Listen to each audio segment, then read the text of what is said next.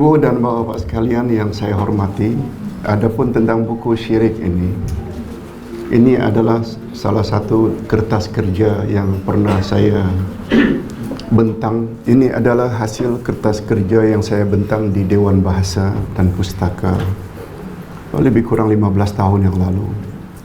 Saya bukukan karena sangat mustahak rasanya untuk diketahui oleh orang ramai. Terus terang saja, pengalaman berdakwah lebih kurang 50 tahun ini mendapati di Nusantara banyak orang-orang kita tak perasan yang dia telah buat syirik. Karenanya apa? Senang saja. Karena guru-guru agama tak fokus bab ini.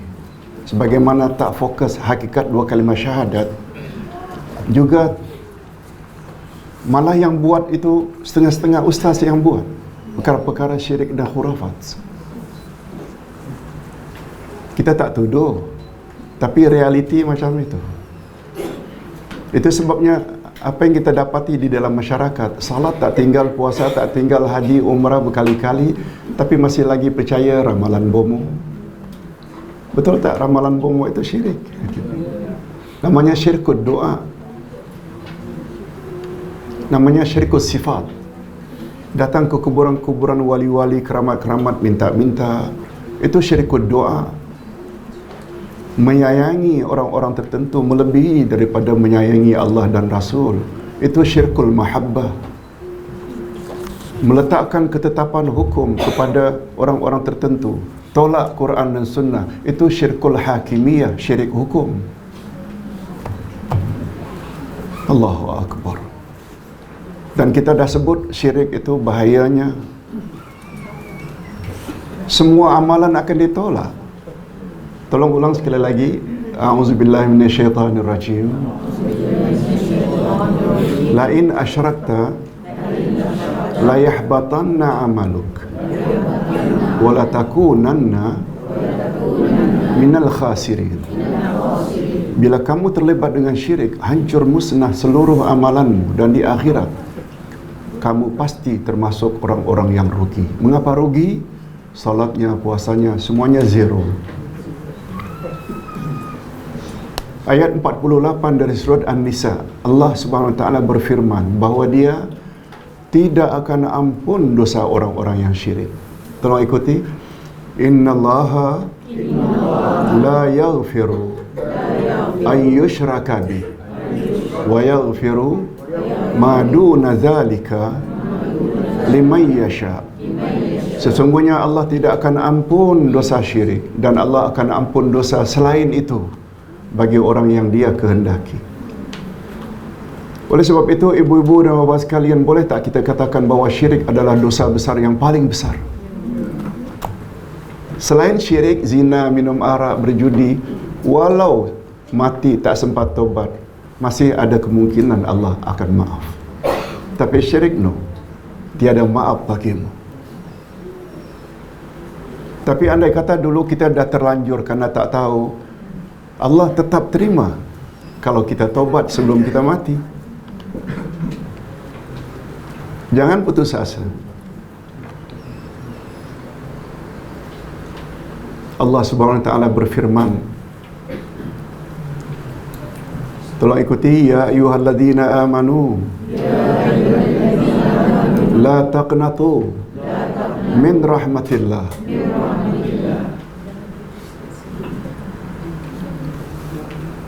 Ayatnya bukan itu ya. Qul ya ibadiyalladzina asrafu Terima kasih. ala anfusihim la taqnatu min rahmatillah. Surah 39 ayat yang ke-53. Ayat 57. 53. Terima kasih.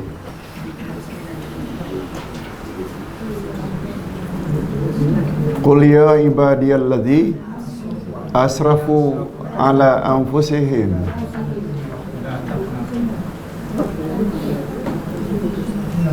Hei hamba-hambaku yang bergelumang dengan maksiat. Maksiat maknanya buat dosa-dosa besar. La taqnatu min rahmatillah. Jangan kamu putus asa akan rahmat Allah. Lalu Allah sebut sebabnya. Innallaha yaghfirudz dzunuba jami'a. Karena Allah bersedia memaafkan jami'a, all of you, dosa. Semua dosamu Allah akan ampun. Jangan frus. Walau banyak macam mana pun. Kata ulama tafsir, itu termasuk dosa syirik. Betul tak? Syirik itu dosa.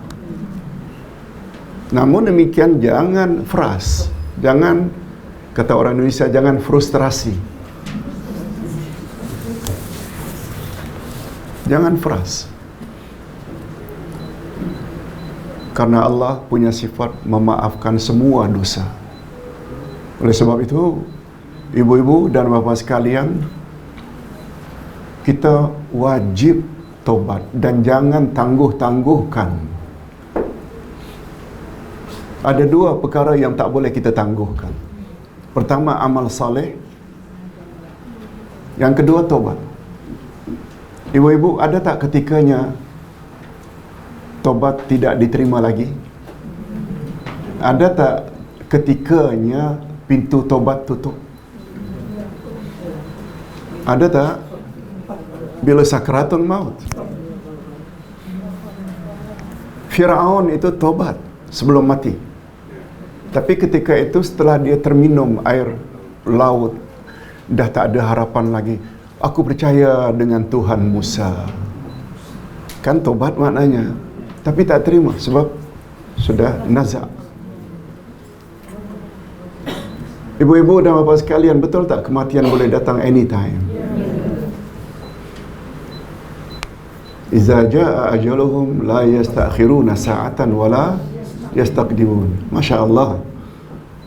Jamaah Al-Quwah ni banyak hafal Al-Quran. Bila sebut saja ustaz-ustaz, tadi Ustaz Safwan sebut, boleh menyambung. Allahu Akbar.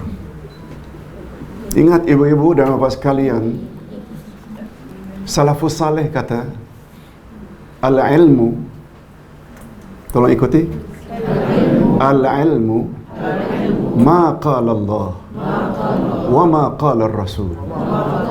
Ilmu yang sebenar-benar ilmu ialah apa yang Allah firmankan dan apa yang Rasul sabdakan. Itu dia ilmu yang sebenar. Tapi sayangnya kita boleh respect bila buku itu dikarang oleh seorang profesor. Betul lah, karena beliau memang pakar. Seperti respeknya kita dan hormatnya kita, sanjungnya kita kepada Profesor Hamka. Betul tak? Selain agamawan, beliau juga sastrawan. Mengapa kita begitu percaya ramalan atau tulisan-tulisannya? Karena ilmunya tinggi. Kan itu tak ada artinya bagi Allah. Allah kan semua ucapannya benar belaka. Zalikal kitabul la raiba fi hudal.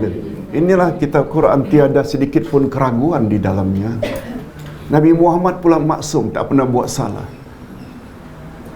Mengapa terhadap Quran dan Sunnah kita tidak respect?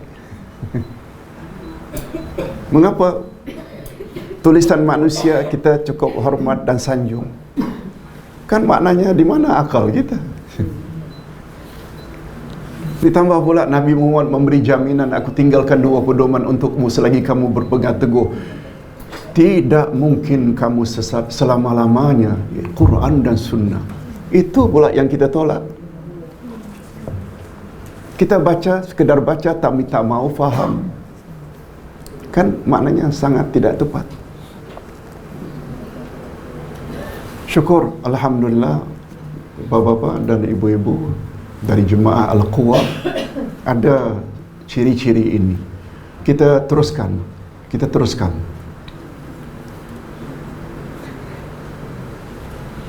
Ustaz terlupa tadi sambil duduk teringat. Orang yang layak masuk syurga, Ustaz kata tadi ada 2. Pertama nama, yang kedua sifat. Ustaz lupa tak jelaskan 2 golongan yang masuk neraka. Betul tak? Maklum sajalah lansia. Orang dah tua, lupa. Ustaz tadi Safwan mengingatkan. Dua golongan yang masuk neraka juga dua. Pertama melalui nama. Termasuk tak namanya Namrud? Termasuk tak nama pertama adalah Iblis? Itu dia. Namrud, Firaun, Abu Lahab. Itu nama-nama yang sudah disebut. Confirm. Jangan lupa ibu-ibu, dari kalangan wanita juga ada confirm neraka. Isteri Nuh dan isteri Lut. Tolong ikuti ayat yang ke-10 dari surat At-Tahrim. Daraballahu masalan lilladzina kafaru imra'ata Nuh wa imra'ata Lut kanata tahta abdaini min ibadina salihain fakhanatahuma falam yughniya anhuma minallahi syai'a wa qila adkhulan nar ma'ad dakhilin. Allah membuat perumpamaan bagi orang-orang yang beriman seperti istri Nuh dan seperti istri Lut. Kedua-dua perempuan itu khianat pada suami masing-masing. Istri Nuh khianat pada Nuh, tak mau beriman. Istri Lut tak mau beriman kepada suaminya Nabi Lut. Fakhanatahuma, khianat. Falam yughniya anhuma minallahi syai'a. Lalu kedua-dua hamba kami itu Nuh dan Lut tidak boleh tolong isteri masing-masing. Padahal Nabi Nuh itu Rasul, Lut Rasul. Betul tak? Suami mereka dekat sangat dengan Allah. Itu sebabnya ibu-ibu, taat macam mana pun suami,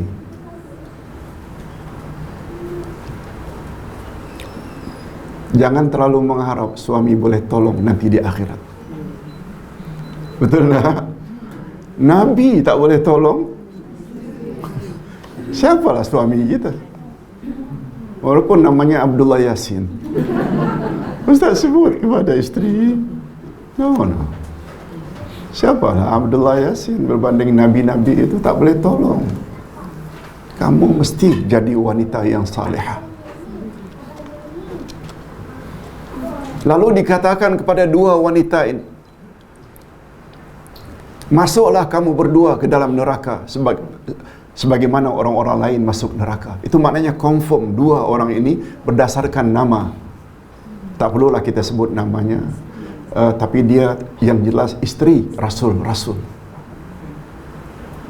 Tolong ikuti ayat berikutnya. Wa daraballahu masala lilladzina amanu imra'ata fir'aun idh qalat rabbi ibni li indaka baitan fil jannah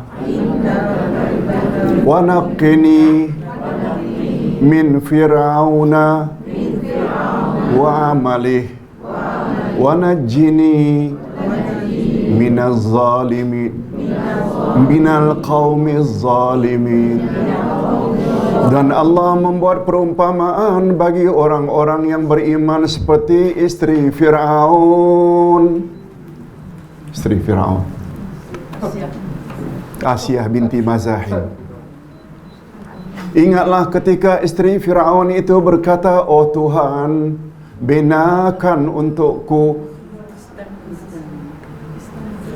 istana di sisimu dalam syurga, Lindungilah aku daripada Firaun dan amalnya, dan lindungilah aku dari kaum yang zalim. Semua kita tahu Firaun di antara nama yang garanti masuk neraka. Begitu istrinya Asia beriman, dia pukul, dia derat, dia siksa. Dalam keadaan tersiksa, Asia binti Mazahim berdoa, "Oh Tuhan, ibnili baitan indaka baitan fil jannah." Binakan untukku istana, ya Allah, di sisimu dalam syurga. Pengajaran yang dapat kita ambil, ibu-ibu, dari ayat itu, sehingga muncul istilah dalam bidalan Arab. Tolong ikuti, al-jaru qabla dar. Dahulukan jiran daripada rumah. Al-jaru, jiran, qabla, before, dar, bait, rumah. Bukan maknanya kita utamakan jiran daripada rumah. Kasih semua income kita kepada jiran, rumah tak dibagi. Bukan itu. Bila ingin cari tempat tinggal, beli rumah ke, nak sewa ke, tengok jirannya dulu. Jangan tengok serba hebatnya perabot dalam rumah dan jiran tak diperkirakan, padahal jirannya tak elok. Suka bising, suka dan membuat kita dalam rumah tak tenang. Itu maksudnya. Dari ayat itu,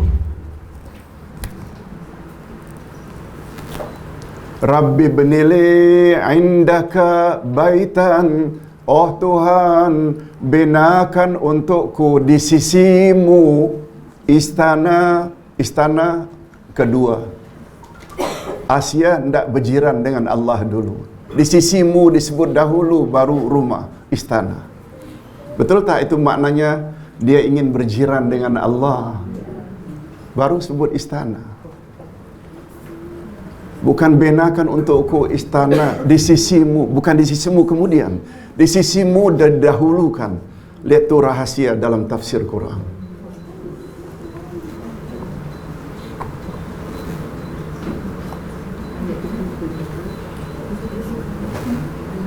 Kemudian diikuti dengan doa, wa najjini min fir'auna wa amalih. Ya Allah, lindungilah aku daripada Firaun dan amal perbuatannya.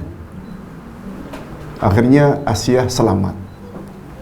Itu sebabnya ibu-ibu bila suami suka mendera, baca doa itu. Jangan sebut Firaun lah, sebut nama suami. Atau bapa-bapa suka didera oleh isteri, baca doa yang sama.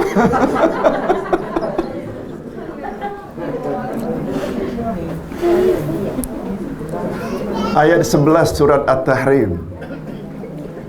Lihat tu, disuruh amalkan langsung catat. Kita minta dekat dengan Allah. Bila dah dekat dengan Allah, ibu-ibu tahu tak?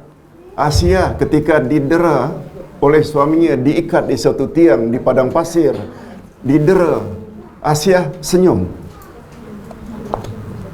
Kata ulama tafsir, ketika dia didera oleh Firaun dan orang-orangnya, Allah nampakkan syurga dalam pandangan Asia, sehingga dia tak terasa pukul apapun. Oleh sebab itu, mana-mana orang yang ingin menganiaya kita, tak semesti suami kan, sebut namanya dan amalnya yang suka menganiaya kita. Rabbi ibnili indaka baitan fil jannah wa najjini min fulan wa amalih. Kalau dia itu orang yang tidak elok, suka menganiaya kita, baca doa macam itu, kata ulama tafsir. Ibu-ibu, kita sudah sebut tentang golongan pertama yang masuk neraka melalui apa tadi? Nama-nama. Tapi jangan lekas gembira karena nama tak tersenarai. Boleh faham? Sebab masuk neraka yang kedua ikut sifat.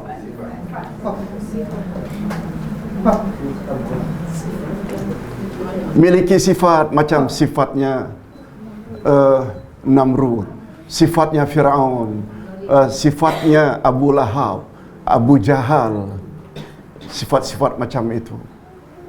Jangan miliki sifat macam itu. Kalau ikut, terutama sekali jangan ikuti sifat syaitan.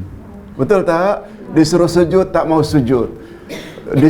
Allah buat, Allah suruh tak mau buat. Allah larang dilanggar.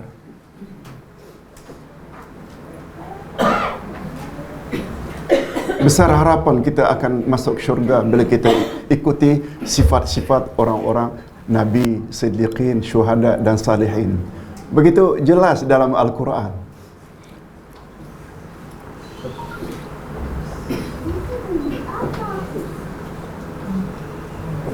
Cuma ibu-ibu dan bapa sekalian, beberapa perkara yang Ustaz ingin Taufik, ada Taufik di belakang. Dah, sebab Ustaz perlu beritahu hotel jam 12. Kan biasanya mesti keluar. Kalau boleh extend sedikit.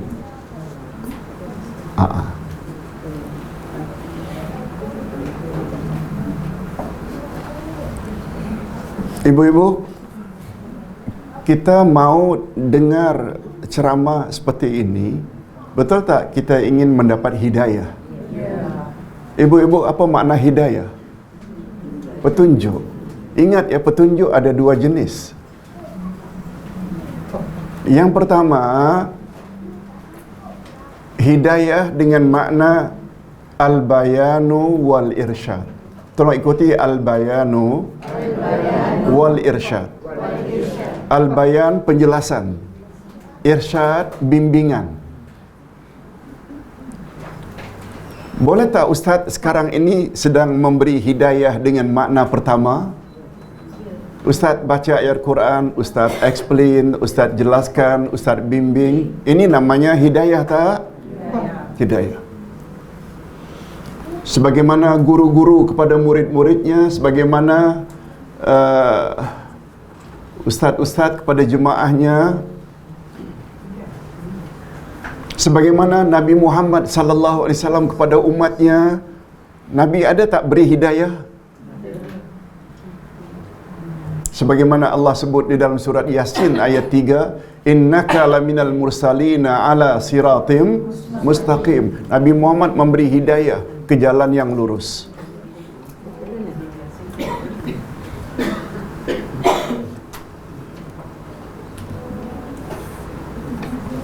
Tapi ibu-ibu, kita kena tahu hidayah yang kedua, jenis hidayah yang kedua maknanya taufik.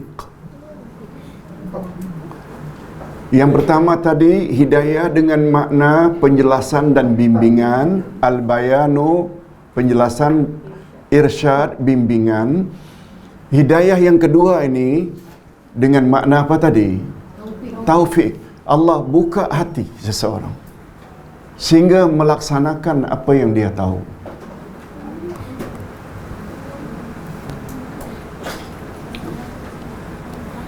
Sebagai tambahan, ibu-ibu, hadirat dan bapa-bapa sekalian, hadirin, hidayah yang kedua milik Allah sahaja. Manusia tak boleh buat. Siapalah kita banding Nabi Nuh? Nabi Nuh tak boleh buka hati isterinya dan anaknya Kanaan. Betul tak? Nabi Musa tak dapat buka hati cousinnya Qarun. Qarun itu sepupu Nabi Musa. Dia di antara orang yang akan masuk neraka. Nabi Muhammad tak mampu untuk buka hati uncle-nya Abu Lahab dan Abu Talib. Betul tak? Itu sebabnya begitu Abu Talib meninggal dalam keadaan kafir, baginda sedih. Sampai menangis beliau. Karena sedih, Allah tegur. Innaka la tahdi man ahbabta walakinallaha yahdi man yasha. Jangan sedih, hai Muhammad, sebab hidayah bukan milikmu. Walaupun terhadap orang yang engkau sayangi, ahbabta, walakinallaha yahdi man yasha. Allah akan beri hidayah pada orang yang Dia kehendaki. Ini namanya yang dinafikan dari Nabi Muhammad hidayah dengan makna hidayah yang kedua. Nabi Muhammad tak boleh buka hati seseorang. Itu sebabnya banyak ayat Quran menyebut. Tolong ikuti. Wama alaika illa balagul mubin. Tugasmu, hai Muhammad, tidak lain kecuali menyampaikan saja. Kalaulah Nabi Muhammad pun macam itu, siapalah Abdullah Yasin? Betul tak? Bukan memaksa, cuma menyampaikan. Itu sebabnya perlu kita tahu hidayah ada berapa macam tadi. Yang pertama, bimbingan dan penjelasan memang yes, kita boleh buat. Dari 50 atau 100 orang ini, semuanya dapat hidayah yang pertama karena dengar. Tapi balik nanti mungkin tidak semua yang dapat hidayah kedua. Ada yang hanya dengar saja tapi tak buat nanti. Di situ perlu tak kita kekuatan azam yang kuat. Mudah-mudahan kita mendapat kedua-dua jenis hidayah tadi.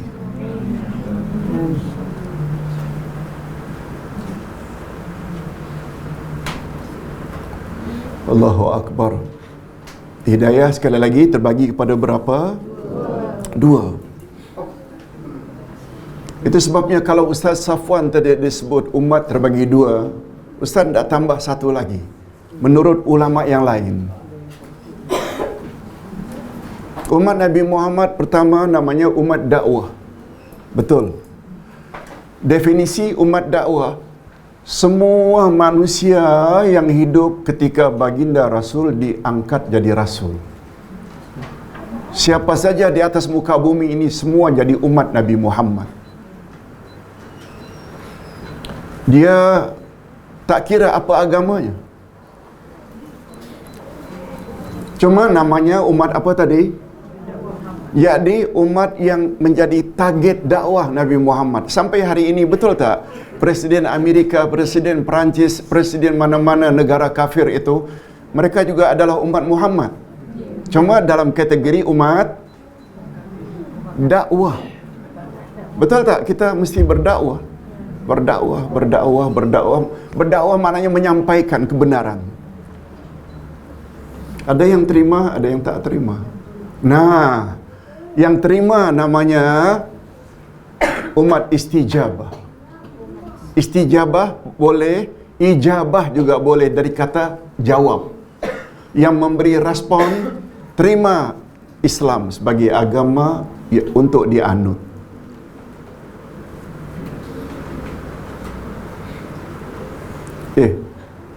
Mengapa Ustaz kata ada 3 golongan pula? 3 umat.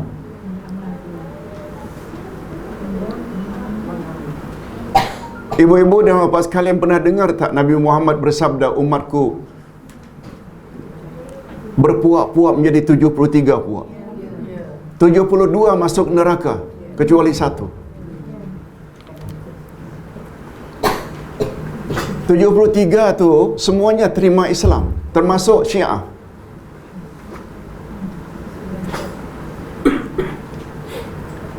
Kerajaan Iran tu menamakan negeri mereka Al-Jumhuriyatul Islamiyah Al-Iraniyah, RII, Republik Islam Iran. Islam juga. Termasuk tak umat ijabah? Masuk. Tapi mereka selamatkah daripada neraka? Nabi yang sebut. Yang selamat hanya Ahlus Sunnah wal Jamaah. Ahlus Sunnah wal Jamaah inilah golongan ketiga, namanya umat ittiba'. Apa makna ittiba'? Mengikut. Mudah-mudahan grup Al-Quwah ini termasuk umat ittiba'. Berapa banyak di luar sana mengaku Islam tapi tak mau ikut Nabi Muhammad punya cara. Betul tak? Ni pemahaman macam ini ni perlu.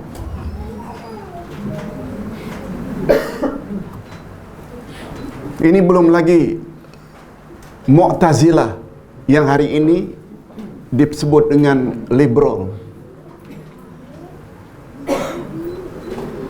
Betul tak ada dari kalangan umat Islam yang cenderung dan memperjuangkan LGBT? Begitu jelas dalam Quran dan Sunnah, dia melarang, dia perjuangkan. Kononnya memperjuangkan hak asasi manusia. Dia tak peduli apa Quran kata dan apa hadis Nabi kata. Betul tak mereka juga tak mau dikatakan kafir? Itu bukan Ahlus Sunnah. Belum lagi Jabariyah, Qadariyah, Mu'tazilah, Qadianiyah, Syiah, Khawarij. Itu yang golongan 72 tadi yang masuk neraka, kata Nabi. Bukan Ustaz cakap. Yang selamat hanya satu saja, Ahlus Sunnah wal Jamaah. Golongan Ahlus Sunnah wal Jamaah ini bukan setakat ijabah tapi ittiba'. Ittiba' maknanya apa tadi? Ikut Nabi. Mudah-mudahan kita semua menjadi umat ittiba'.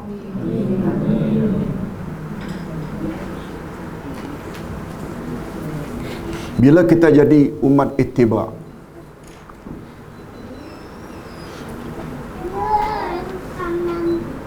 selain Ahlus Sunnah wal Jamaah, kita yakin mereka yang akan masuk syurga. Tapi Nabi SAW pernah sanjung 3 kurun pertama. Tolong ikuti. Khairun nas qarni summal ladhina yalunahum summal ladhina yalunahum. Manusia yang paling baik adalah manusia yang sekurun denganku. Kemudian kurun berikutnya, kemudian kurun berikutnya. Nabi berhenti. Hadis sahih riwayat Imam Muslim. Maknanya berapa kurun pertama yang dipuji dan disanjung oleh Nabi? 3 kurun pertama. Itu namanya salafus salih. Salaf maknanya dahulu, saleh maknanya orang itu saleh, orang baik. Ibu-ibu dan bapa sekalian, tolong jawab. Kebaikan 3 kurun pertama karena ada pencakar langit ke? Ada tower ke? Bangunan yang tinggi ke? Kehebatan bangunan keduniaan ke? Atau agama? Yang Nabi sanjung tu 3 kurun pertama, betul tak karena agamanya? Betul tak bila disebut agama menyangkut akidah, ibadah, muamalat? Oleh sebab itu kita dalam beragama mesti ikut akidahnya, imannya, tauhidnya, macam tauhid Rasulullah, Abu Bakar, Umar, Osman dan Ali. Cara beribadat macam cara ibadat mereka, akhlak macam akhlak mereka. Kan itu maksudnya.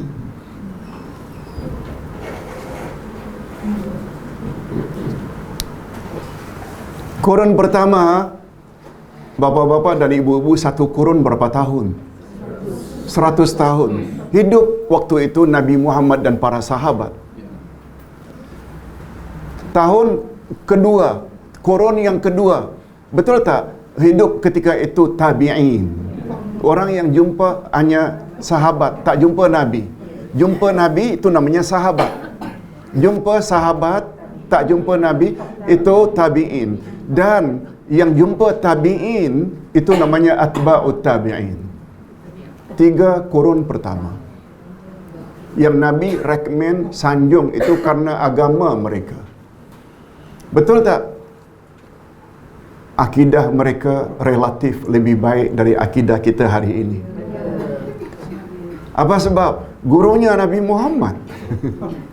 Gurunya Abu Bakar.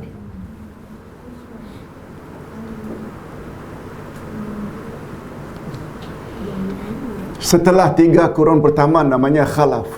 Khalaf itu maknanya belakang. Belakangan. Semuanya ahlu sunnah insya-Allah. Tapi berani tak kita mengatakan bahawa salaf adalah better? Lebih baik? Nabi yang cakap.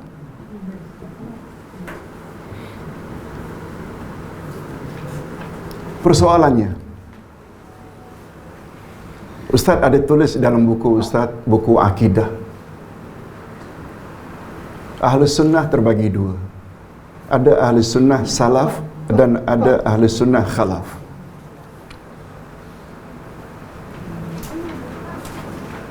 Pak Ustaz, mungkinkah kita jadi salaf sebab 3 kurun pertama itu telah berlalu? Kita kurun 15 Hijriah. Dah 12 abad lamanya kita tinggalkan zaman itu. Mungkinkah kita menjadi salaf? Mungkin tak? Tak berani jawab. Ibu-ibu, itu sebabnya salaf terbagi 2.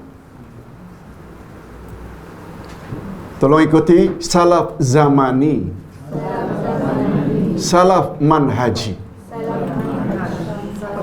Manhaj. Salaf zamani berdasarkan period. Betul tak period salaf zaman ini 3 kurun pertama? Betul tak kita tidak termasuk zaman itu? Manhaj maknanya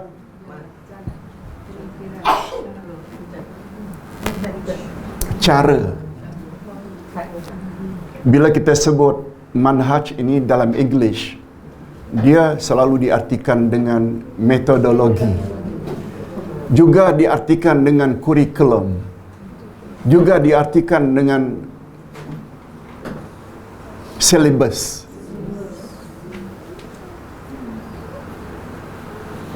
Mana yang lebih utama sebenarnya, manhaj zamani atau manhaji? Mana yang lebih utama, salaf zamani atau manhaji? Manhaj. Sebab salaf zamani juga ada yang tidak ahli sunnah. Betul tak Syiah muncul pada zaman Sayyidina Ali?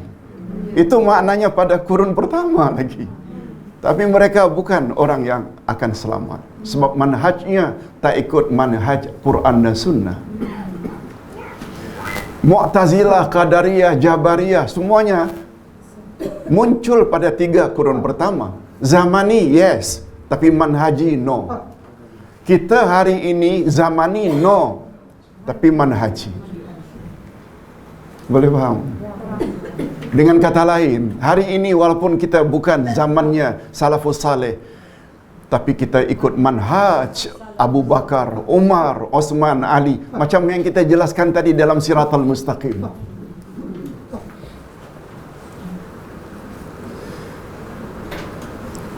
Ibu-ibu, bahaya syirik ini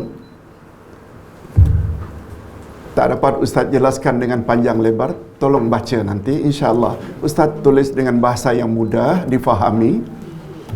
Bahaya syirik ini Allah sebut dalam Quran. Siapa yang menyekutukan Allah, syirik, haram baginya syurga.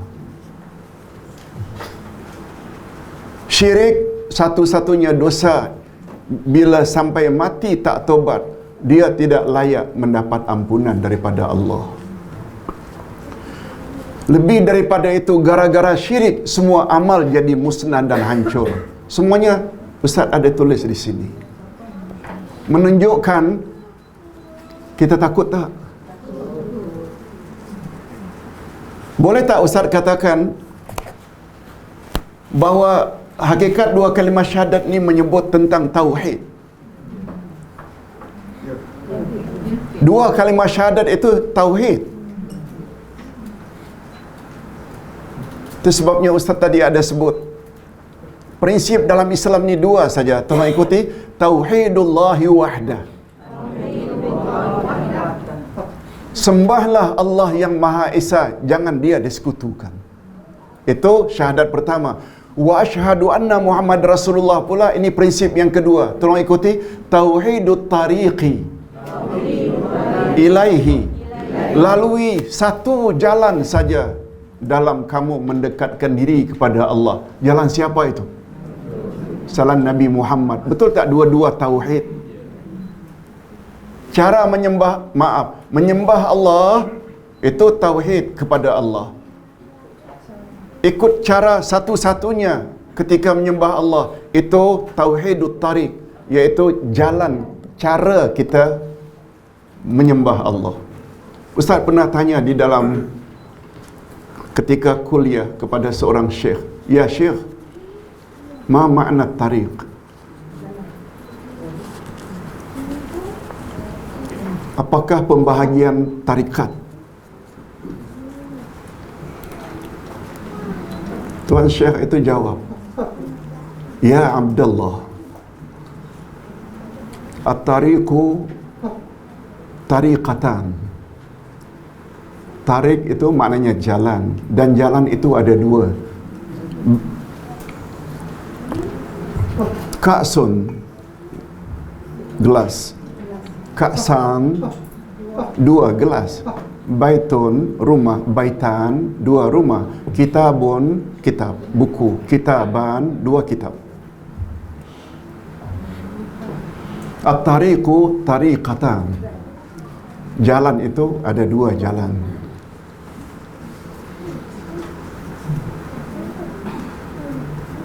Tarikat juga ada dua tarikat.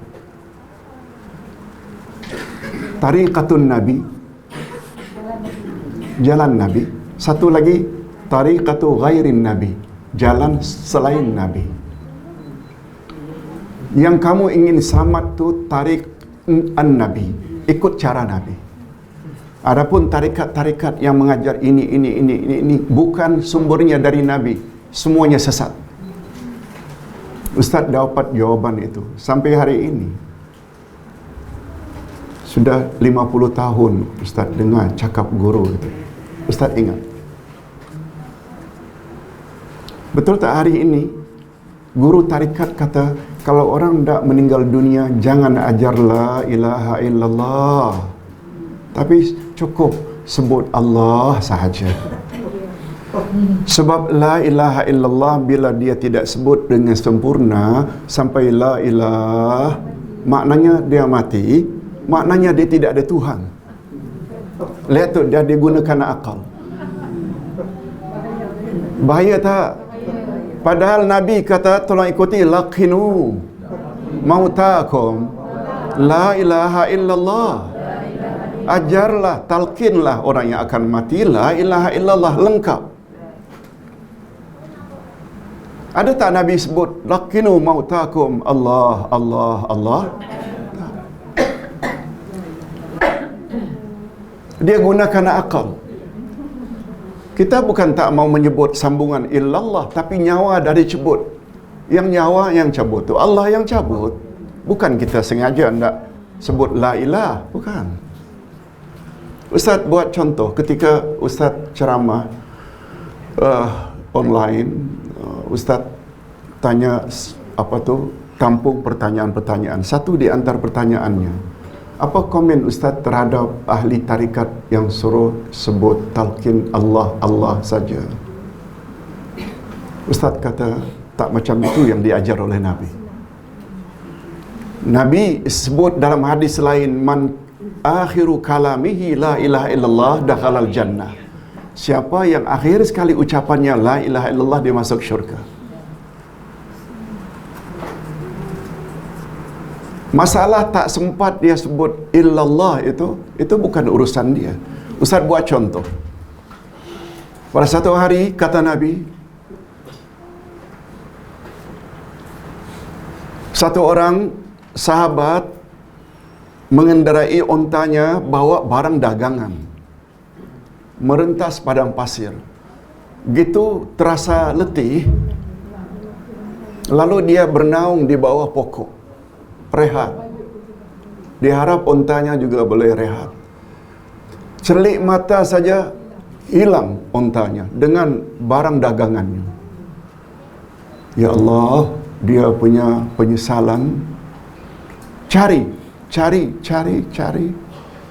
Sampai keletihan tak dapat, akhirnya tertidur lagi di pokok yang lain. Begitu terbangun, ontanya ada di sampingnya. Karena sangat gembiranya, dia sampai tercakap, Ya Allah, Allahumma anta abdi wa anna rabbuk. Terbalik tak? Karena sangat gembiranya, Ya Allah, engkau adalah hamba-Ku dan aku adalah Tuhanmu. Kata Nabi, tak salah. Tak salah, karena dia tak sengaja. Ini yang digunakan oleh ulama tarikat. Jangan sebut la ilaha illallah, cukup Allah sahaja. Kan maknanya dah gunakan akal. Tak ikut sebagaimana untuk jadi umat ittiba, ikut Nabi. Itu sebabnya tarikat ini ada dua, ada tarikatun Nabi, ada tarik selain Nabi. Tak ikut yang mana? Ikut jalan Nabi sallallahu alaihi wasallam, kita akan selamat. Tinggal 6 minit lagi. Minta maaf Ustaz tidak bahas detail ya, baca nanti di rumah insya-Allah. Dan Ustaz minta ibu-ibu, bapa-bapa ambil Ustaz punya number.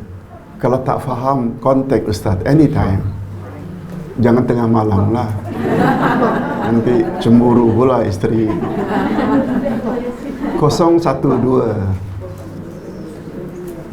012 205 6040. Ibu-ibu, setiap hari Ustaz buat kuliah online. Kontak number itu kalau ingin jadi member. Ustaz masuk dalam grup. Dan setiap ceramah ada YouTube-nya. Dan boleh tengok jadual ceramah Ustaz setiap hari. Kalau sudi, Ustaz boleh add dalam grup. Ustaz sekarang ada 12 grup. Ada 250, ada 300. Karena banyaknya, Alhamdulillah, mereka dapat manfaat dalam grup itu. Karena setiap ceramah ada YouTube-nya. Kita boleh dengar ulang recordingnya. Apalagi kita jauh ini, memang jarang tak jumpa-jumpa. Kita boleh jumpa tiap hari sebenarnya dengan kemajuan sains hari ini. Dan Alhamdulillah, banyak jemaah juga sudah ikut. Alhamdulillah. 012 205 6040. Sila WhatsApp Ustaz. Itu boleh WhatsApp, boleh telefon. Better WhatsApp sajalah. Sebab Ustaz tak terlayan banyak orang yang ingin telefon. Ustaz kira cukup sampai di sini. Kalau ada pertanyaan, silakan. Alhamdulillah, dah selesai sesi. So, saya dah kumpulkan soalan di Okey, sini. silakan. Saya akan bacakan soalan. Ada lagi tak soalan? Ini, boleh kumpulkan? Taufik, okey. Hotel, okey. Okey. Okey, soalan yang pertama. Apakah maksud aku bersaksi, aku naik saksi dalam 2 kalimah syahadah? Adakah sama maksud dengan aku tahu, aku faham, aku berjanji dan bersumpah? Okey, bagus sekali pertanyaan. Hotel boleh sebelum pukul 1 je. Okey, makasih. Okey. Hostel kata boleh asal belum jam 1. Maknanya kita masih boleh lagi setengah jam di sini. Ibu-ibu dan bapa sekalian, Ustaz tidak jelaskan. Tapi sebenarnya Ustaz ada tulis di sini, ada 5 makna asyhadu. Ibu-ibu, asyhadu, aku bersaksi, tiada Tuhan yang berhak disembah melainkan Allah. Aku bersaksi atau aku naik saksi Muhammad adalah Rasulullah. Betul, terjemahannya sudah betul. Syahid itu maknanya saksi. Nabi bersabda, la nikaha illa biwaliyin wa syahidai adlin. Tidak sah pernikahan kecuali dengan wali dan dua orang saksi. Syahidai, dua saksi. Jadi terjemahan asyhadu dengan aku naik saksi atau aku bersaksi dah betul. Cuma masalahnya bila ditanya balik kepada orang yang mengartikan aku bersaksi, aku naik saksi. Apa makna aku naik saksi? Kabur lagi. Mungkin lebih senang dia jawab apa makna aku naik taksi. Tak naik bas, tak naik lori. Tapi aku naik saksi, kabur. Karena asyhadu ini bahasa Arab. Dalam bahasa Arab, asyhadu ada 5 makna. Pertama dengan makna a'lamu, aku benar-benar tahu. Yang kedua, a'tarifu, aku iktiraf, aku benar-benar mengakui. Yang ketiga, a'taqidu, aku benar-benar beriktikad, berkeyakinan. Dan satu lagi di antara makna asyhadu, ubayyinu, aku nyatakan dalam bentuk tindak tandukku. Coba lihat macam mana atau sampai di mana kesempurnaan 2 kalimah syahadat kita. Kita letakkan asyhadu di depan la ilaha illallah. Aku benar-benar mengetahui. Ibu-ibu dan bapa sekalian, setuju tak? Seseorang tidak layak jadi saksi kalau dia tidak tahu perkara yang dia ingin bersaksikan. Betul tak? Betul tak orang tersebut boleh dikatakan saksi palsu?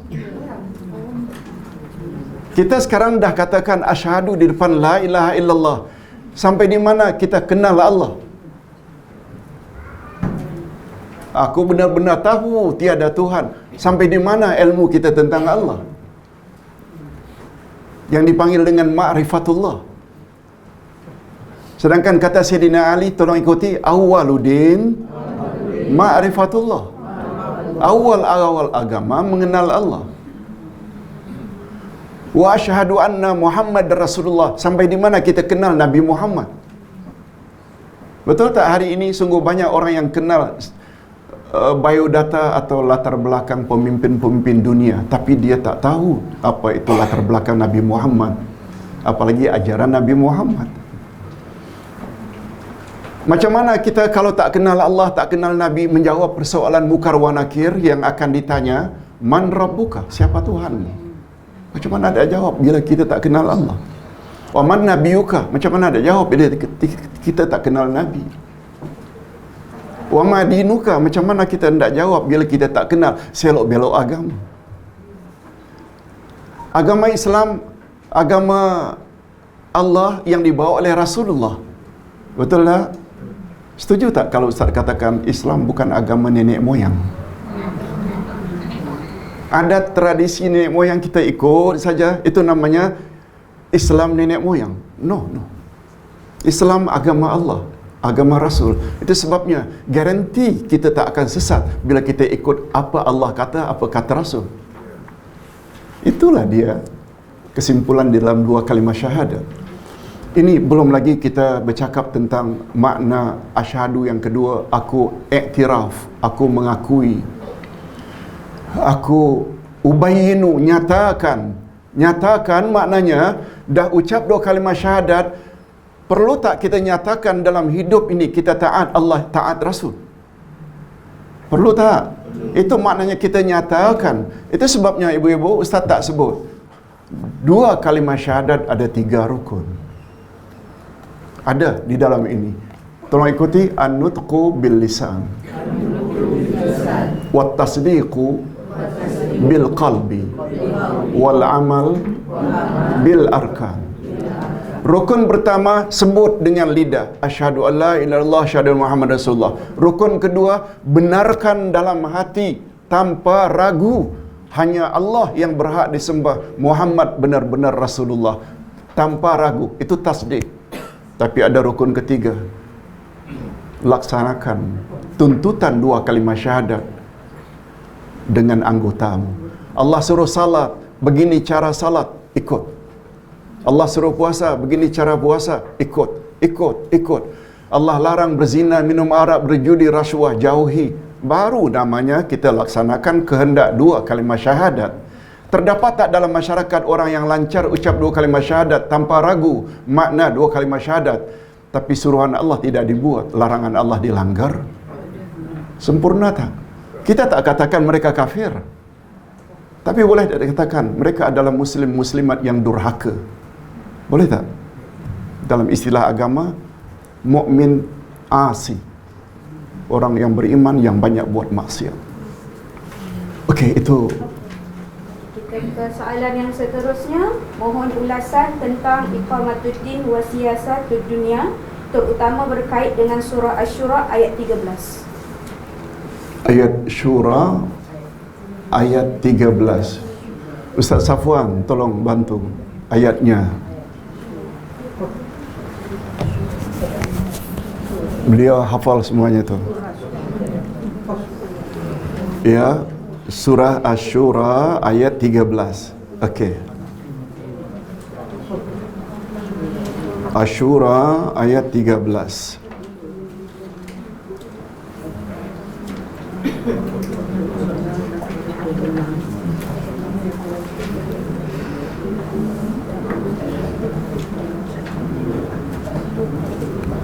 A'udzubillahi minasyaitonirrajim.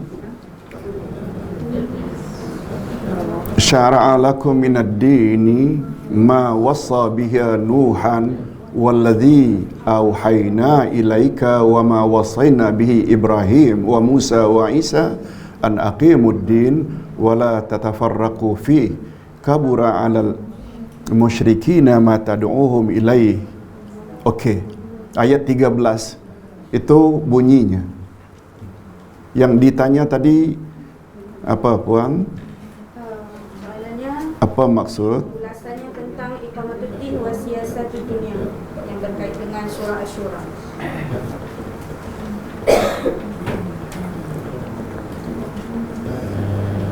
Okey.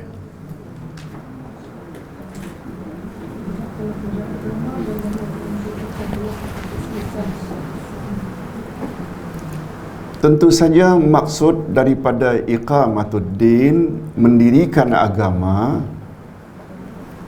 Bapa-bapa dan ibu-ibu, istilah mendirikan agama ini sama dengan mendirikan salat. Dalam Quran Allah tidak gunakan sallu, salatlah kamu, tapi aqimus. Apa makna aqimus salah? Dirikan salat. Mengapa ada perintah aqimu?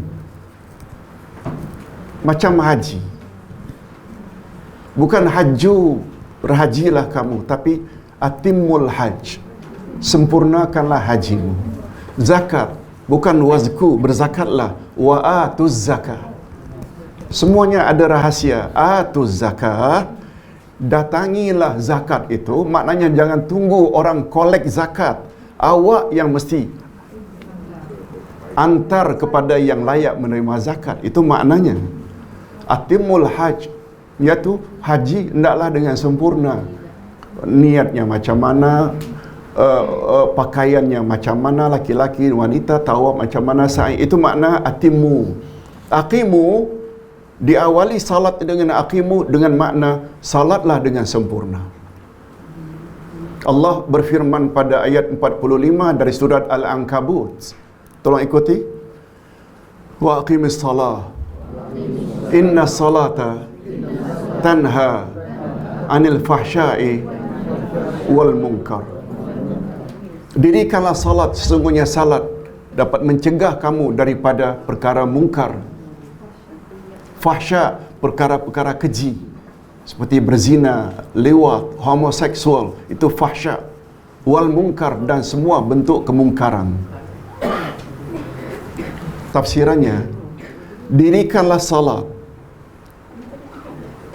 Inna salata tanha, dirikanlah salat, Sesungguhnya salat dapat mencegah kamu dari perbuatan keji dan mungkar. Pertanyaan, mengapa Pak Ustaz ada orang tak pernah tinggal salat tapi masih lagi rasuah, masih lagi berjudi, minum arak, meninggi suara pada mak bapak, padahal dia tak pernah tinggal salat? Jawabannya senang saja. Itu menunjukkan salatnya tak sempurna. Sebab Allah kata aqimus salah, dan alif lam di depan salat itu inna salata. As-salah itu alif lam itu dengan makna kesempurnaan. Salat yang sempurna. Setuju tak kalau Ustaz katakan salat yang sempurna adalah salat ikut cara Nabi sallallahu alaihi wasallam? Dengan kata lain, bila dia salat tak tinggal, maksiat buat juga, menunjukkan salatnya tak sempurna. Oleh sebab itu, iqamatuddin, ikutilah agama dengan sempurna. Ikutilah agama dengan sempurna. Dan kesempurnaan agama hendaklah referensinya Quran dan sunnah Nabi sallallahu alaihi wasallam. Ustaz jawab dari sudut itu sajalah dulu. Okey. Terima kasih. So soalan yang seterusnya, bagaimana cara ingin mengekalkan akidah Islam yang sebenar di zaman yang sangat mencabar ini, penuh dengan kekufuran dan fitnah melalui sosial media? Okey. Ibu-ibu, sosial media hari ini luar biasa. Setuju tak kalau Ustaz katakan dari satu sudut ada positifnya, tapi banyak sudut yang negatif? Apalagi yang melibatkan dengan media sosial ini, Instagram ke, WhatsApp ke, Telegram ke, dan lain-lain. Kalau dalamannya itu tidak kuat, ada kemungkinan dia akan terikut-ikut perkara-perkara yang tak betul. Walaupun dia pakar dalam internet, kalau dia tidak ada persiapan akidah yang kuat, berapa banyak dakwah-dakwah Syiah di dalam internet, dalam Google, betul tak? Kalau dia tidak ada basicnya, boleh jadi dia akan terikut-ikut. Oleh sebab itu, tidak ada jalan lain untuk menghindarkan daripada pengaruh negatif media sosial. Ustaz tak setuju kalau kita tinggalkan media sosial. Ibu-ibu, menuntut ilmu boleh tak melalui media sosial? Boleh. Manfaatkanlah sebaik-baiknya. Ustaz kalau tidak tahu bagaimana menulis, menaip melalui komputer, barangkali Ustaz tak mampu nak buat kitab daripada menulis kalau type biasa.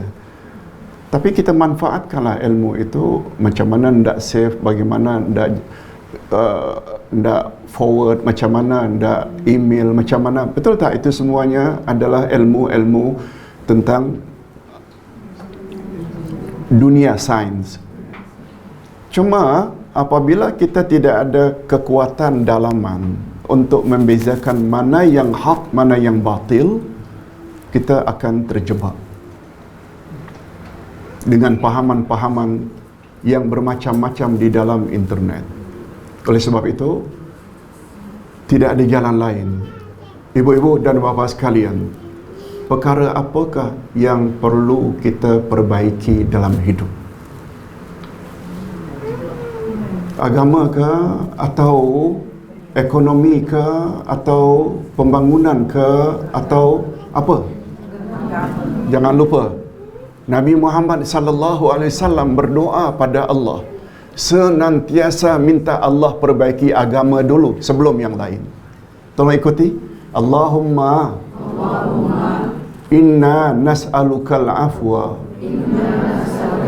wal afiyah fi dinina wa dunyana wa ahlina. Ya Allah, perbaikilah aku. Ya Allah, perbaikilah agamaku dan ahli keluargaku dan hartaku. Mana senarai yang didahulukan? Macam kita sebutkan tadi, ibda bima bada Allahu bihi. dahulukan mana yang Rasulullah atau Allah dahulukan. Minta diperbaiki agama dulu. Tolong ikuti satu lagi doa yang cukup komprehensif. Allahumma inni, Allahumma inna,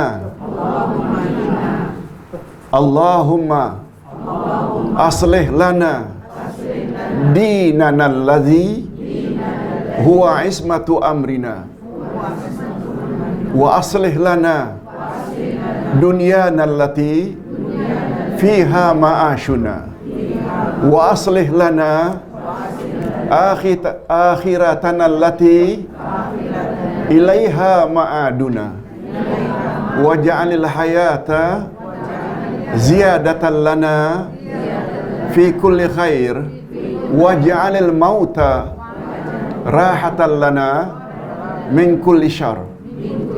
Coba dengar baik-baik apa kata Nabi. Ya Allah, perbaikilah agama kami sebab dialah yang akan mengatur segala urusan kami. Apa dulu minta diperbaiki? Wa aslih lana dunyana allati fiha ma'ashuna. Tolong perbaiki dunia kami sebab padanya kami menjalani kehidupan kami. Nombor 2, dunia. Wa aslih lana akhiratan allati ilaiha ma'duna. Perbaikilah akhirat kami yang kepadanya kami semua akan menuju. Betul tak semua kita akan mati? Kita akan jumpa pada Allah mempertanggungjawab apa yang kita telah buat di dunia. Jadikanlah sisa-sisa hidup kami ini sebagai tanda pertambahan amal-amal saleh kami, dan jadikanlah kematian kami kelak sebagai tanda berakhirnya dosa-dosa kami. Pertama sekali yang kita minta perbaiki apa dia? Agama dulu. Itu sebabnya belajar agama ni sangat mustahab. Ustaz tak katakan akademik tak perlu. Akademik barangkali kita boleh jaya di dunia sebab yang kita ikuti ujian UPSR, SPM dan akhirnya dapatlah syahadah. Tapi untuk menjawab pertanyaan mukar wa nakir bukan dengan matematik. Man rabbuka, macam mana nak jawab bila tak kenal Allah? Wa man nabiyuka, macam mana nak jawab bila tak kenal Nabi? Wa ma dinuka, macam mana nak jawab bila tak tahu selok belok agama? Dapat faham? Ini perkara yang semua kita tahu. Sedangkan yang jawab di sana tu bukan mulut, amal. Okey, itu dulu yang Ustaz dapat jawab. Soalan yang seterusnya, apa maksud syukur dalam Islam? Adakah kita ditimpa dengan ujian yang berat, kita harus bersyukur? Macam mana kita mahu sentiasa bersangka baik dengan Allah? Okey, masih. Apa makna syukur? Bahasa kita terima kasih lah.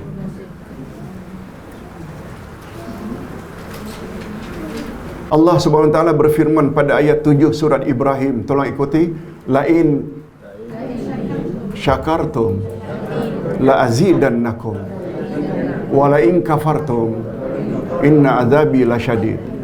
Bila kamu syukur nikmatku, niscaya aku tambah-tambah lagi nikmatku kepadamu. Tapi bila kamu kufur nikmat, ingat azabku sangat pedih. Kata Imam Al-Ghazali, rukun syukur ada 3. Rukun syukur ada 3. Pertama sekali rukun syukur, ucap Alhamdulillah. Dapat nikmat, ucap Alhamdulillah. Yang kedua, al-i'tiraf bil qalbi, iaitu pengakuan dalam hati bahawa nikmat itu datang dari Allah. Bukan datang daripada ayah, ibu, bos, majikan yang beri kita gaji. Mereka hanya penyalur saja. Kita mesti iktiraf. Kita umpamanya ingin punya anak, betul lah kita kahwin dulu, kemudian isteri kita hamil, melahirkan anak. Anak itu sebenarnya pemberian siapa? Betul tak kahwin ni penyebab saja? Boleh tak kalau pertemuan antara mani dan telur isteri itu akhirnya tak jadi, gugur? Boleh jadi.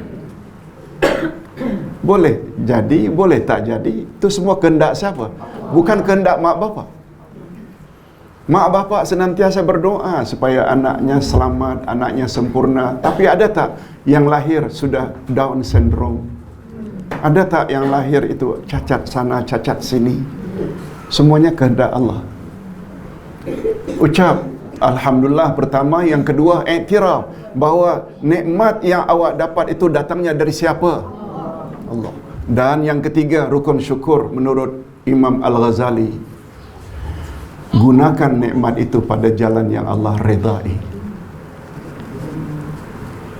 Oleh sebab itu, bila kita dapat gaji lalu kita gunakan untuk berjudi, untuk berzina, syukur nikmat ke kufur nikmat?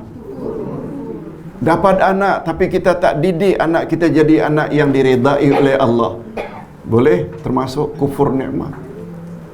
Okey, sekarang kembali kepada syukur itu. Macam mana Ustaz supaya terhadap nikmat itu kita hadapi dalam bentuk macam mana? Andai kata ditimpa musibah, ibu-ibu, tadi kita dah sebut secara umum setiap nikmat hendaklah disyukuri. Tapi bila sebaliknya musibah, perlu tak kita bersyukur?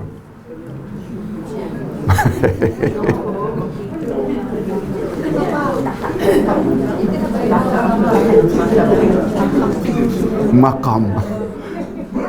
Ibu-ibu dan bapa sekalian, ingin tak dapat makam yang tinggi? Kata para ulama, seseorang bila ditimpa musibah, manusia ada 4 jenis, ada 4 peringkat.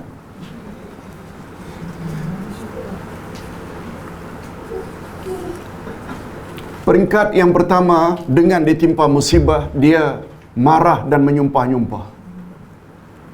Jangan jadi orang ini.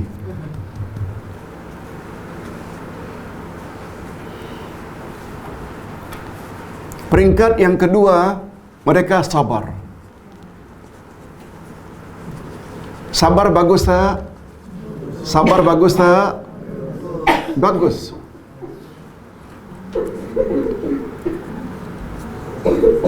Sabar terhadap musibah. Tapi ada lagi yang lebih bagus. Syukur. Mengapa mesti syukur, Pak Ustaz? Ibu-ibu, salafus saleh, masih ingat salafus saleh berapa kurun pertama? Bila mereka dapat musibah, mereka ucap Alhamdulillah 4 kali. Kita pula menyumpah-nyumpah. Bila dapat nikmat, ucap Alhamdulillah, itu pun hanya sekali. Sahabat yang begitu mantap imannya, ucap Alhamdulillah bila ditimpa musibah 4 kali. Syukur. Kalau ditanya mengapa syukur, Pak Ustaz, coba dengar. Apa kata Nabi?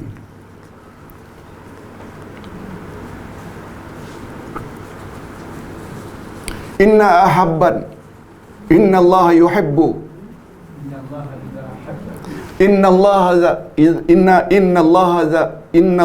idza ahabba abdan ibtalah. Sesungguhnya Allah apabila sayang, cinta pada seorang,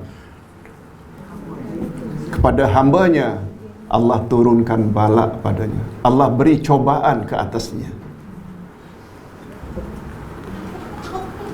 Betul tak orang yang ditimpa musibah menandakan dia orang yang disayangi oleh Allah? Bila Allah sayangi, perlu tak kita syukuri? Alhamdulillah.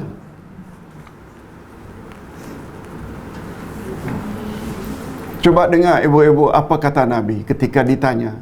Makna ketika Nabi bertanya. Kata Nabi,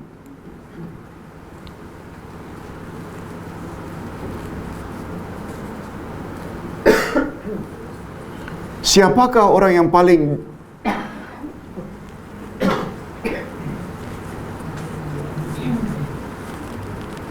banyak ditimpa musibah?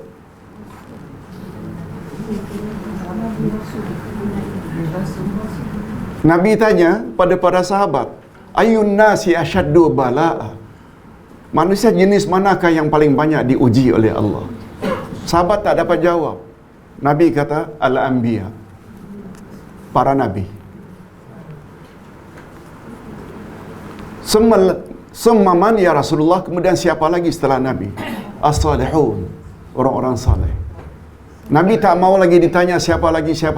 Kata Nabi, semakin kuat pegangan agama seseorang, semakin banyak dia akan diuji. Macam ibu-ibu, Al-Quwah diuji. Tak boleh ini, tak boleh itu oleh pihak-pihak tertentu. Ujian. Jangan give up. Jangan serik.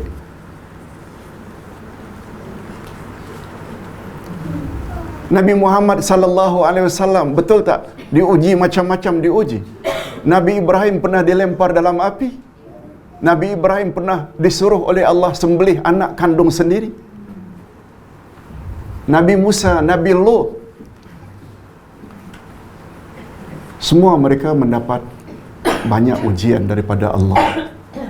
Itu sebabnya tahap yang kedua tadi, setelah ini yang tak baik, mereka murka, marah. Yang kedua, sabar, bagus. Yang lebih bagus lagi adalah syukur. Ustaz baru sebut dua, baru satu. Yang ketiga ni, mengapa kita perlu syukur? Ustaz sebut yang pertama, karena orang yang banyak ditimpa musibah menandakan Allah paling sayang pada dia. Yang kedua, kata Nabi, tidak ada seorang pun yang ditimpa musibah kecuali Allah hapuskan dosa-dosanya, walau sekedar tertucuk selumba di kulit harinya. Betul tak? Bermakna bila kita ditimpa musibah, lalu dosa-dosa kita diampuni oleh Allah, perlu tak kita bersyukur? Syukurlah. Itu alhamdulillah yang kedua. Alhamdulillah yang ketiga. Alhamdulillah ketiga, kita berpeluang untuk sabar. Betul tak ganjaran sabar itu adalah tidak ada batasannya? Tolong ikuti. Innallaha ma'as sabirin. Allah Subhanahu wa taala berfirman, Innallaha yuwaffas sabirun. Innama yuwaffas sabirun. Tolong ikuti. Innama yuwaffas sabirun ajrahum bighairi hisab. Allah akan beri ganjaran kepada orang-orang sabar bighairi hisab. Ada dua maknanya. Masuk syurga tanpa hisab. Bighairi hisab makna yang kedua, unlimited. Tidak ada limitnya. Perlu bersyukur tak? Syukur. Karena berpeluang untuk sabar. Ganjaran sabar pula tidak ada limitnya. Nah, yang keempat, mengapa alhamdulillah disebut? Karena musibah demi musibah itu setakat musibah dunia saja, bukan musibah agama. Rupanya ibu-ibu, musibah ada dua. Musibah dunia, musibah agama. Musibah dunia tidak membawa apa-apa dosa. Seperti umpamanya Allah lahirkan dalam bentuk tak handsome macam ustaz ni. Hidungnya pesek, kulitnya hitam dan tak handsome. Betul tak? Tak handsome ni tidak membawa apa-apa dosa. Malah andai kata lahir pun kudung, sumbing bibirnya, membawa dosa tak? Itu semua adalah musibah dunia. Musibah agama bila membawa dosa. Ingin kaya cepat, akhirnya mencuri, rasuah. Ingin memuaskan nafsu seks, lalu berzina. Bawa dosa tak? Contoh yang paling baik dalam hal ini, kisah Yusuf dan Zulaikha. Pernah tak Zulaikha mengajak Yusuf buat perkara tak senonoh di bilik tertutup? Ada kan kisahnya?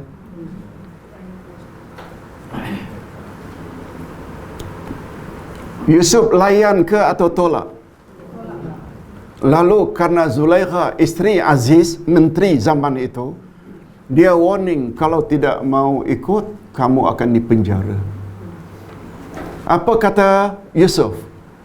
Dalam ayat 30 surat Yusuf, tolong ikuti, qala rabbis sijnu ahabbu ilaihi mimma yad'unani ilai. Oh Tuhan, penjara aku lebih suka daripada melayan kehendak wanita itu.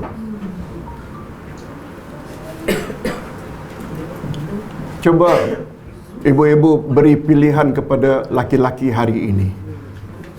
Dia nak pilih yang mana satu agaknya. Jangan jawab. Ustaz tahu jawabannya. Mengapa Yusuf pilih penjara daripada berzina? Betul tak penjara hanya musibah dunia? Sedangkan zina itu ada dosa, itu musibah agama. Alhamdulillah.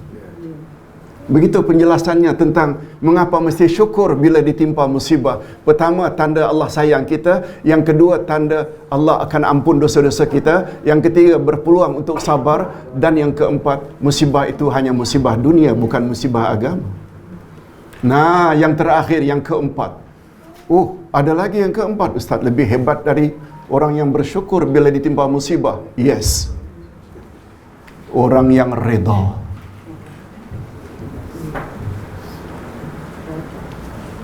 Pertama tadi tak elok menyumpah-nyumpah bila ditimpa musibah. Yang kedua sabar, dah bagus dah. Ada lagi yang lebih bagus, iaitu syukur bila dapat musibah. Yang ketiga reda. Reda ni paling tinggi. Yang keempat reda. Walau hidup taklah mewah, tapi reda. Walaupun tidak cantik, tapi reda. Reda ini luar biasa.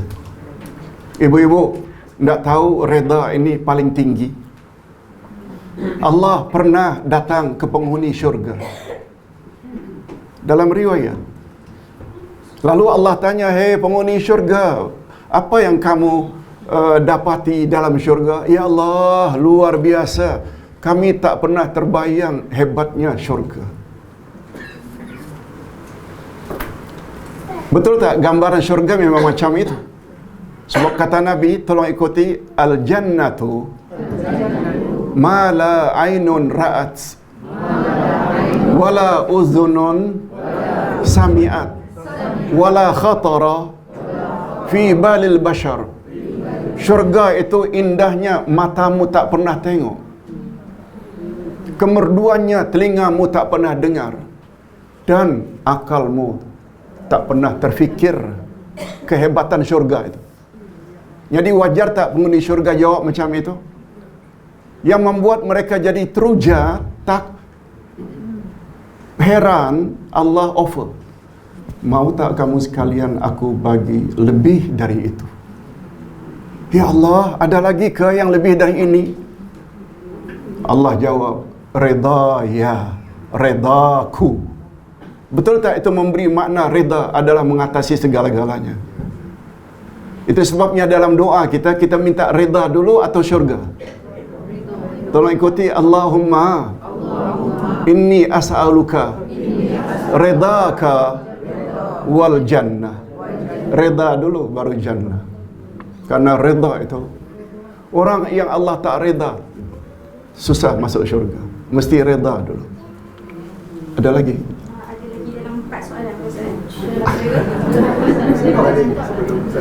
Okey, Ustaz percepatkan saja ya. Yang ni saya baca yang ringkaslah soalan ini. Nanti mungkin yang ini kita boleh tanyakan Ustaz kemudian lah, lepas ni mungkin kita boleh jawab kemudian ke, macam mana ke? Ya. Okey, satu. Ustaz boleh Ustaz jawab secara. Soalan dia, apa sepatutnya infak? Ini yang ditulis oleh jemaah yang bertanya. Apa sepatutnya infak asyhadu dalam hidup kita berbeza dengan kalau setakat kita berzikir la ilaha illallah? infak. Impact. Oh, impact. Iya, apa kesannya? Apa akibatnya bila kita apa tadi? Asyhadu dalam perkataan asyhadu itu kita sebut dalam dua kalimah syahadah itu kan. Kalau setakat kita zikir harian itu hanya kita sebutkan kalimah la ilaha illallah. Okey. Untuk seseorang itu memeluk agama Islam, dia hendaklah mengucap dua kalimah syahadat. Bila ada kata syahadat, mestilah diawali dengan asyhadu. Baru namanya syahadat. Tapi kalau la ilaha illallah itu bukan syahadat. Itu namanya kalimat tauhid. Nama lainnya kalimat ikhlas. La ilaha illallah. La ilaha illallah dia adalah zikir yang paling tinggi. Afdalul zikri la ilaha illallah. Zikir yang paling afdal adalah la ilaha illallah. Tapi bila kita ada sebut asyhadu, dengan menyebut asyhadu itu baru kita memeluk agama Islam. Kita kena ingat 5 makna asyhadu tadi. Aku tahu, aku iktiraf, aku nyatakan dalam bentuk kehidupanku sehari-hari. Oleh sebab itu, apabila kita ucap 2 kalimah syahadat mengawali dengan asyhadu, perlu tak kita dituntut untuk mengetahui banyak tentang Allah dan Nabi Muhammad? Itu dituntut. Sebab kita sudah sebut asyhadu. A'lamu, aku benar-benar mengetahui. Kita dituntut mengetahui tentang Allah dan tentang Rasul. Dan untuk mengetahui Allah, ada 2 cara. Melalui Al-Asma'ul Husna dan melalui ayat-ayat Allah, Al-Quran. Betul tak Quran itu kalamullah? Wa asyhadu anna Muhammad Rasulullah. Perlu banyak tahu tentang Nabi Muhammad sallallahu alaihi wasallam. Kesannya sebagaimana Ustaz sebut tadi dalam rukun 2 kalimah syahadat, ucap dengan lidah, benarkan dengan hati, laksanakan dengan anggota. Itu tuntutan asyhadu yang kita sebut di depan 2 kalimah syahadat. Soalan yang seterusnya, macam mana kedudukan azan di mana sebutan syahadah yang tidak tepat? Laungan azan itu berbunyi syahadu Allah dan sepatutnya asyhadu Allah. Bagaimana cara hendak kita menjawab azan tersebut? Ustaz, saya tolong cek akaun dulu Ustaz boleh? Okey, boleh. Yang biru tu Ustaz. Biru ada. Jadi barang-barang Ustaz Saya buat dalam sini. tolong pastikan ya semuanya masukkan dalam beg Ustaz ya. Baik Ustaz. Okey, ada yang tolong check out. Allahu Akbar. Bapa-bapa dan ibu-ibu, sebenarnya Ustaz gembira sangat jumpa jamaah seperti ini. Ada respon, ada maknanya kita mahu terima. Cuma ingat ya, kita mahu terima itu baru hidayah jenis pertama. Perlu tak kita semuanya mencari hidayah yang kedua? Itu bukan kerja Ustaz. Ustaz menyampaikan saja. Lalu kembali kepada pertanyaan tadi, apa tadi puan? Azan tu di Okey. tak sempurna. 2 kalimah syahadat. Andai kata tak sempurna sebutannya, bapa-bapa dan ibu-ibu, Ustaz tidak sebut, terus terang sajalah. Bahawa orang kita di Nusantara ini kadang-kadang agak keterlaluan dalam bab tajwid, makhraj. Ustaz duduk 10 tahun di negara Arab. Duduk sama-sama orang Badui di satu perkampungan. Salat di surau atau masjid mereka. Bacaan mereka tunggang langgang. Alhamdulillahirrabbilalamin, Ar-Rahmanirrahim, Malik Yawmiddin. Di mana letaknya mad, di mana letaknya idgham, mana letaknya, tak pernah orang tegur. Kita sedikit saja kadang-kadang kita beria-ia sangat. Ustaz tak nafikan tajwid itu perlu, tapi sampai mengatakan itu tak sah, tolong jangan. Ada tak dari kalangan orang-orang kita yang baca Al-Fatihah, Alhamdulillahirabbil alamin? Ada tak? Ada. Minta maaf ya, dari kalangan orang-orang Jawa biasanya. Bukan Jawa yang ada di sini ya, bukan. Ada tak dari kalangan orang-orang yang membaca walabbalin? Patutnya dad, disebut ba. Bagi pandangan Ustaz, kalau itu yang dia termampu, Allah terima. Sebab Ustaz dah duduk di kalangan orang Arab, tak semuanya fasih. Betul tak, dari kefasihan ini memanglah orang Nusantara ini selalu johan saja bila ada musabaqah tilawatul Quran. Johan dari sudut bacaan, makhrajnya. Tapi kadang-kadang bila kita tanya apa maknanya, tak tahu. Itu masalahnya. Oleh sebab itu, beginilah. Orang yang azan macam itu, dia tak baca clear asyhadu, tapi syahadu an la ilaha illallah. Kita tetap hendaklah jawab. Ustaz masih ingat lagi rektor Ustaz waktu belajar di Universiti Islam Madinah. Barangkali kita biasa dengar Syekh Abdullah bin Abdul Aziz bin Baz. Itu rektor. Kata beliau, ketika orang tanya macam mana bila kita berjamaah, padahal imamnya itu bacaannya tak begitu sempurna, tapi dia diangkat jadi imam, sedangkan makmum lebih baik bacaannya, cuma dia bukan imam. Ikut saja, sebab kaedahnya sah imam sah makmum, batal imam sah makmum. Kaedahnya macam itu. Bukan kerja kita, enggak. Macam itu. Ya, silakan. So, soalan yang seterusnya, mohon pencerahan daripada Ustaz tentang hablum minallah dan hablum minannas. Okey, terima kasih. Sebelum itu Ustaz tambah sedikit tadi penjelasan pertanyaan sebelum ini. Apa dia, Pak Ustaz?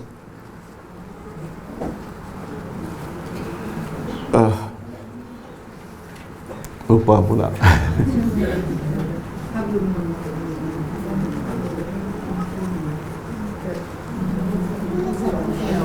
Bila kedengaran azan, hendaklah kamu jawab satu demi satu dengan jawaban yang serupa, kecuali hayya 'alas salah dan hayya 'alal falah. Bila kamu jawab suara muazzin, lalu kamu ikuti dengan selawat dan doa, wajib bagimu mendapat syafaat Nabi Muhammad. Apa dia pengajaran? Rupanya tidak cukup la ilaha illallah, la ilaha illallah, Allahumma rabb hadhihi ad-da'wati tammah wa salatil qa'imah. Di mana selawatnya? Maknanya mesti selawat dulu. Allahumma salli ala Muhammad wa ala Muhammad paling kurang. Tapi yang terbaik selawat Ibrahimiyah.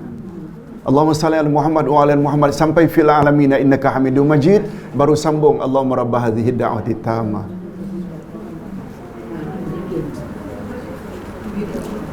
Kata ulama hadis, mengapa ganjaran untuk orang tersebut dapat syafaat pertolongan Nabi Muhammad di akhirat?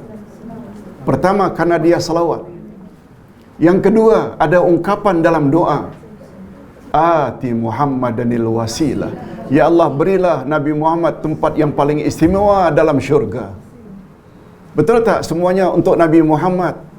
Sedangkan kaedah dalam ilmu akidah, tolong ikuti, al-jaza'u min jinsil amal. Balasan senantiasa sesuai dengan amalan seseorang. Betul tak dalam selawat dan doa tadi, kita mendoakan dan menolong Nabi?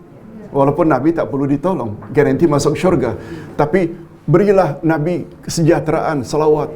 Masukkanlah dan berilah Nabi wasilah, tempat yang paling istimewa dalam syurga. Kita bantu Nabi.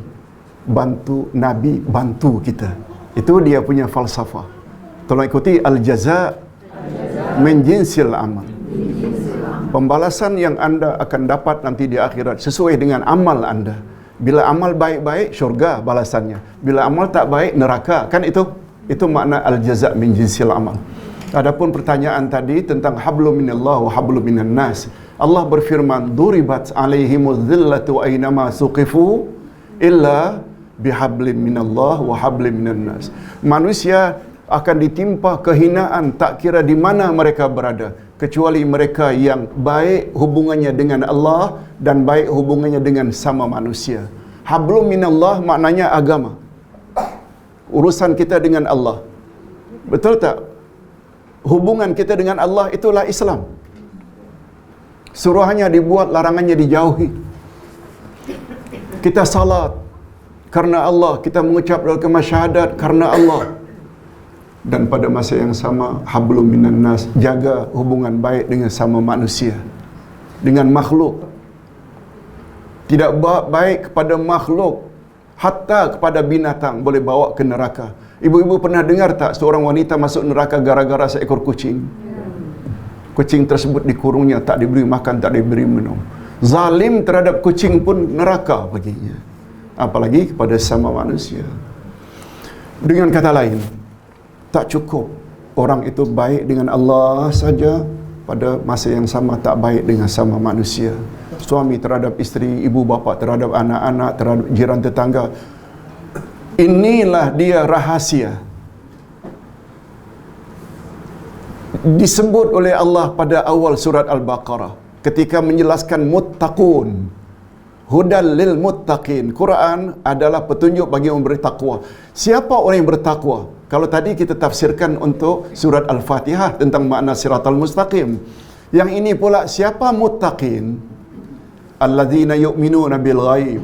Kemudian wa yuqimuna shalah. Kemudian wa mimma razaqnahum. Betul tak? Pertama sekali syarat orang yang bertakwa iman pada yang ghaib. Allah termasuk tak ghaib? Malaikat kiri kanan ghaib tak? Syurga neraka timbang menimbang amalan ghaib tak? Ini memberi isyarat akidah dulu, tauhid dulu. Wa yuqimuna salah, mendirikan salat. Ini hubungan baik kita dengan Allah, ibadat. Hablum minallah, ibadat. Hablum minan nas, iaitu memberi infak kepada sama manusia terhadap rezeki yang Allah bagi. Betul tak ini menyangkut muamalat? Akidah. Hablum minallah, salat. Muamalat hablum minan nas. Disebut oleh Allah awal-awal Quran. Betul tak memberi isyarat ibda bima bada Allahu bihi. Mulailah, dahulukan olehmu sebagaimana yang Allah dahulukan dalam tertib sebutan dalam Al-Quran. Menunjukkan mustahak tak ini? Akidah dulu, hablum minallah, jaga hubungan baik dengan Allah, jaga hubungan baik dengan sama manusia. Itu sebabnya kalau Ustaz Safwan tadi ada sebut tentang fadilat ukhuwah Islamiyah, tolong ikuti. Man sarrahu ayyutala fi umrihi wa yusa'a lahu fi rizqi falyasil rahimah. Hadis sahih riwayat Imam Bukhari. Siapa yang ingin umurnya panjang dan rezekinya murah, hendaklah dia menghubungkan silaturahim. Silaturahim ni rupanya dia punya impak, boleh panjangkan umur dan boleh murahkan rezeki. Betul tak ibu-ibu dan bapa sekalian, doa antara kita sama kita, lebih-lebih lagi bila lama tak jumpa, mudah-mudahan awak panjang umur dan murah rezeki. Betul tak? Itu yang kita sebut selalu-selalu. Rupanya kunci panjang umur dan murah rezeki silaturahim. Itu sebabnya jangan suka memutuskan silaturahim. Apalagi Allah berfirman, hadis Nabi yang sahih riwayat Imam Bukhari, la yadkhulul jannah qati'ur rahim. Tak akan masuk syurga orang yang memutuskan silaturahim. Seterusnya ini soalan berkisahkan ibadah. Yang soalan yang pertama, bolehkah kias dijadikan sandaran untuk satu-satu ibadah? Okey, terima kasih. Ibu-ibu, selain akidah, tak boleh kita kias. Terima saja. Iman ni, apa Allah kata, terima saja. Allah kata dia ada tangan. Katakan Allah memang ada tangan, tapi tangan Allah tak serupa dengan tangan makhluk. Titik. Jangan kita robah-robah pada makna lain. Allah ada wajah, Allah bersemayam di atas arash. Salafus saleh imani saja. Yang kedua tentang ibadat. Ibadat juga tidak ada qiyas. Betul tak ibadat perlu ikut cara Nabi? Itu sebabnya ada satu kaedah, tolong ikuti. La qiyasa fil ibadah. Tidak ada qiyas dalam bab ibadat. Qiyas itu kan maknanya analogi. Kita tambah sini. Ada kemungkinan tak dengan penambahan sana sini yang tidak datang dari Nabi boleh mengakibatkan amal kita ditolak? Wujud tak di dalam masyarakat orang yang mengatakan makin kita tambah makin afdal? Wujud. Itu salah karena dia gunakan qiyas. Padahal qiyas itu betul dalam bab muamalat. Kalau dulu haram minuman yang diperah dari anggur, diperam sekian minggu, akhirnya muncul minuman yang memabukkan. Hari ini bila mangga mempelam, diperam, diperas, kemudian diperam 2 minggu, menghasilkan minuman yang memabukkan. Betul tak juga adalah mabuk hukumnya? Betulkah juga haram hukumnya? Qiyas dengan anggur. Yes. Bab muamalat, yes. Ibadat, no. La qiyasa fil ibadah. Soalan yang kedua, bolehkah baca doa kunut setiap kali solat witir? Okey. Kunut ada 3 jenis. Kunut nazilah. Kunut karena ditimpa musibah. Pernah tak sahabat-sahabat Nabi dibunuh sebanyak 70 orang? Karena diminta oleh Yahudi mengajar mereka Quran sampai di tempat mereka dibunuh. Lalu Nabi kunut nazilah, minta supaya Allah turunkan bala ke atas negeri itu. Kunut nazilah tak ada masalah, sahih. Kunut subuh, para ulama berbeza pendapat. Ada yang kata ikut, ada yang katakan hadisnya tidak sahih. Ustaz tidak suka membahas bab-bab yang khilafiyah ini. Oleh sebab itu kita janganlah mengkafir-kafirkan orang yang tidak, yang bahasa kunut. Dia ada dasar sendiri, kita juga ada dasar kita. Sebagaimana kita respect mereka, kan kita harap mereka juga respect kita. Tapi dalam bab witir memang ada dari Rasulullah sallallahu alaihi wasallam yang Nabi anjurkan supaya kita baca kunut. Ustaz senantiasa baca kunut kalau dalam witir. Sebab kita disuruh berdoa. Ibu-ibu dan bapa sekalian, mana doa yang paling mustajab? Doa dalam salat atau di luar salat? Dalam salat. Doa dalam salat ada 3 yang paling utama. Pertama dalam sujud. Yang kedua sebelum tahiyat, sebelum salam. Betul tak? Minta dilindungi dari fitnah kubur semua itu. Dan yang ketiga dalam salat, iaitu apabila witir, apabila kunut. Kunut dalam witir khasnya, iaitu dalam salat. Boleh juga tak salah berdoa setelah salat, tapi tak sama dengan bila kita berdoa dalam salat. Betul tak? Dalam salat bermakna kita sedang berhadapan dengan Allah. Kita minta sesuatu daripada agung ketika berhadapan dengan agung ke atau setelah keluar istana?